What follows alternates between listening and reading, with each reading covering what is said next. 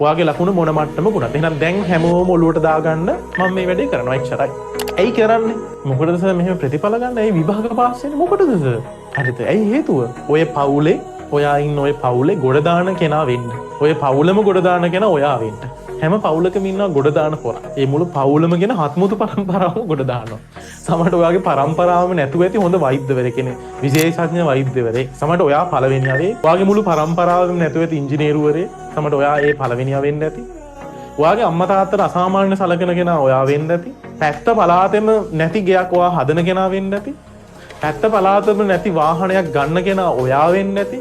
ඉතින් ඔයච්චර ලොකු හීනවලට යන්න නොෑ මේ ඉගෙන ගන්න. ඒකත් හිතන්න. ඇයි මං එහෙම ප්‍රතිඵලයක් ගන්න? ඇයි මම මේ කට්ට ගන්න? ඇයි මම මේ මීටින් එකකින් ඉන්නේ? ඒකත් හිතන්න. මම මොකටද මේක ඉන්නේ දෙයියනේ? අපිට හොඳම වාහනේ අයිතිකාරයා වෙන්න. ඒකටස ඉගෙන ගන්න ඕනේද? ඉගෙන ගත්තොත් අති පහසුයි. ඉගෙන ගත්ත බහුතරයක් එහෙම ඉලක්කවලට යනවා. ඒකයි මෙතන තියෙන හොඳම දේ. ඒකටස ඉගෙන ගන්න ඕනේද වෙන පාරවල් නැද්ද සර්?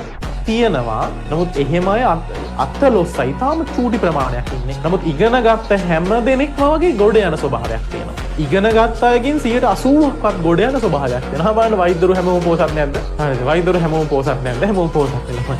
ඒක මාරම දෙයක් නේ. එහෙනම් ඉගෙන ගැනීම අත්තටුවක් නේ ජීවිතේ දියුණු වෙන්න. හරිද? මොකද ගන්න ඉගෙන ගත්තහම අර බහුතරේ ගොඩ යනවා. මට තේරෙන මෙතන ඉන්න හැමෝම හරි විදිහට ඉගෙන ගත්තොත් ඔය හැමෝම මේ හීනෙට යනවා. ඒක ස්වභාවයක්.